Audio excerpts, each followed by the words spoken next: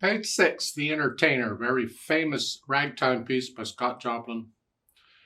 There's all kinds of arrangements of this. This is a nice little arrangement of it. It's kind of neat.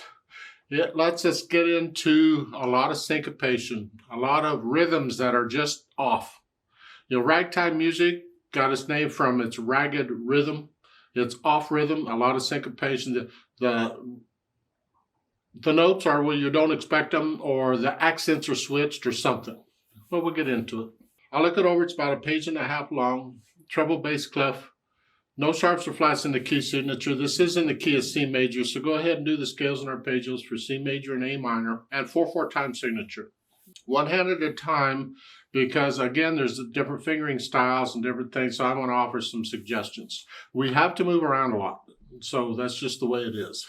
You're up here in the right hand. 1 and 2 and 1 and 2 and 3. So the two A's are tied. And again, if this throws you, just take out the tie and play all the notes here. And then once you have an idea of that, you put the tie and just hang on to the note.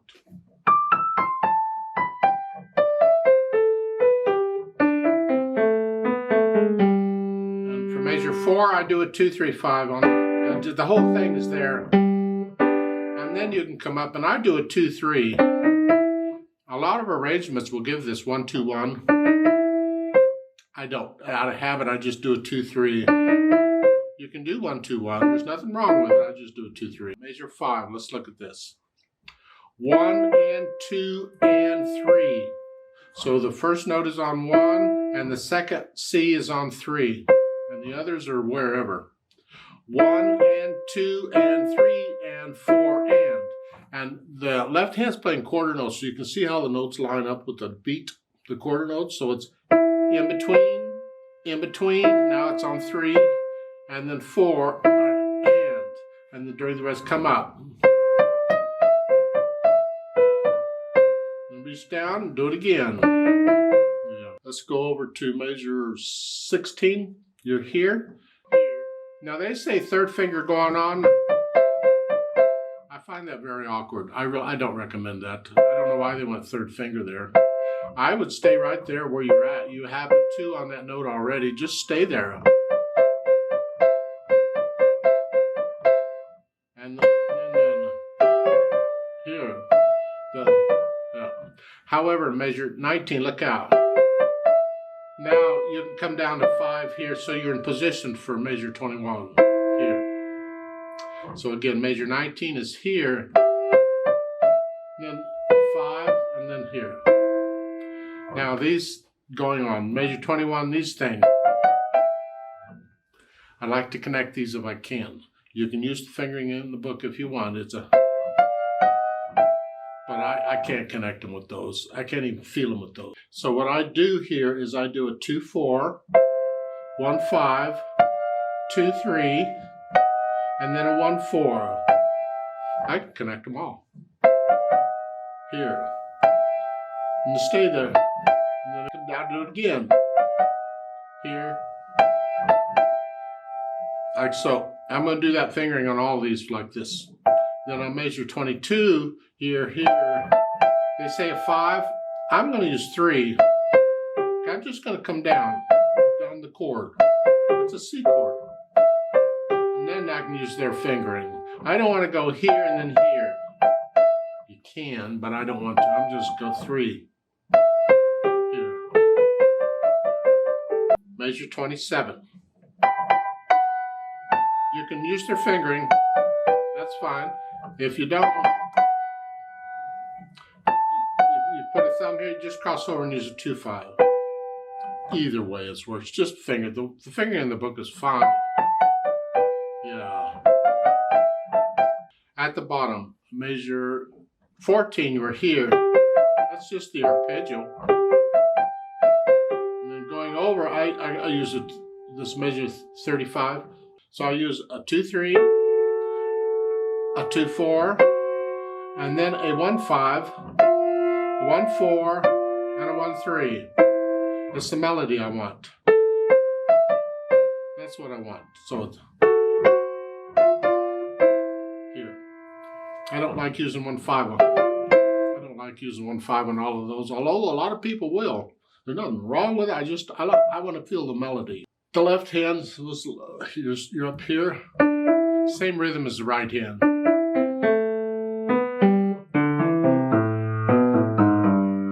And then the chords. I don't like this in the measure 5. I don't like going to here. To me, that's just, if I'm going to use that fingering, I'm going to use third finger. The whole chord is that. So it's here. And 3 there. Measure 6, 3, 3.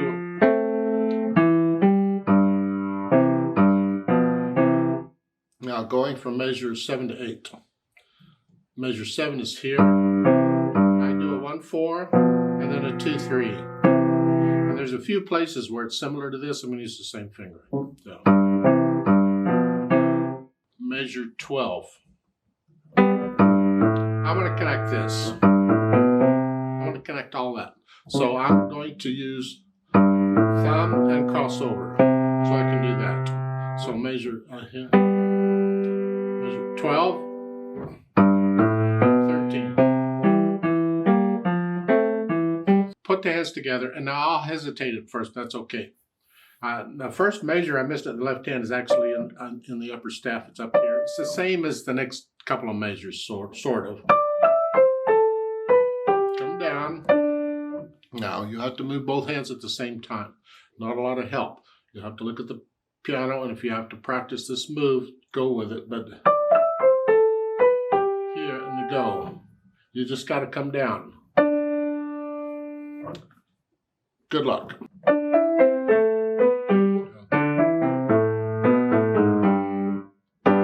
then here. This is where the rhythm comes in. The left hand is playing quarter notes. So it's here.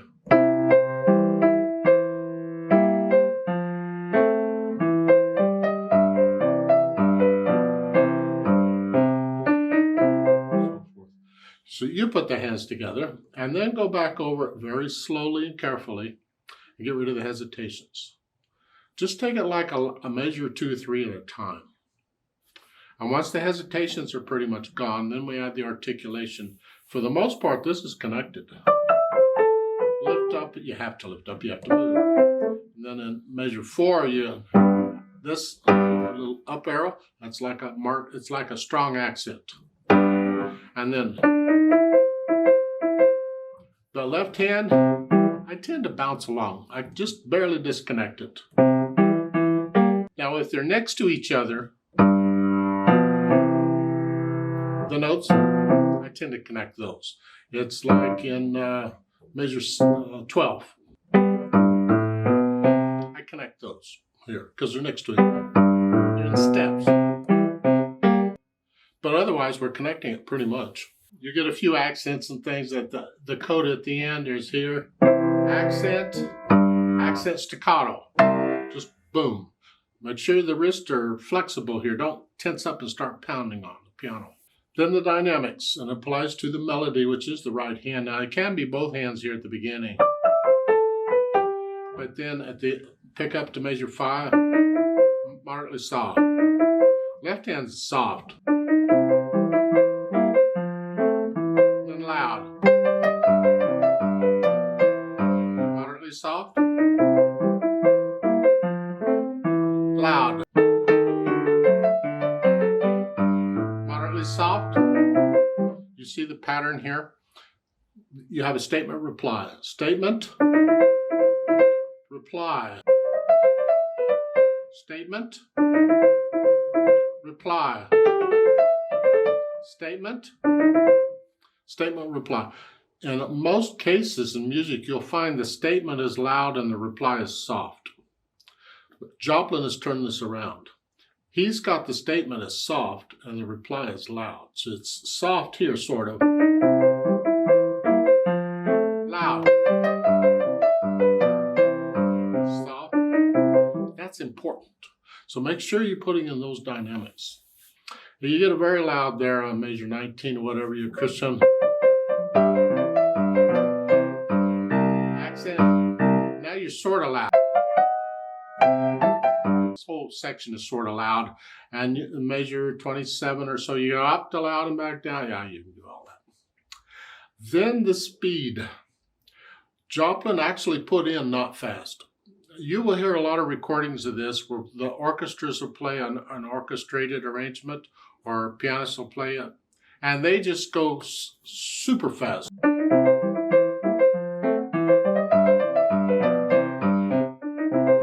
They did that back in Joplin's time too, and he said, no, not fast on this. Some ragtimes are fast. This is not. So it's keep it. Just a nice leisure pace, I guess. The leisure depends on how much coffee I've had and how leisure it's going to be. Now let's talk about roadmap. Remember, roadmap is what I call when do you go where? Because some pieces just start at the beginning and go to the end. Well, this isn't one of those pieces.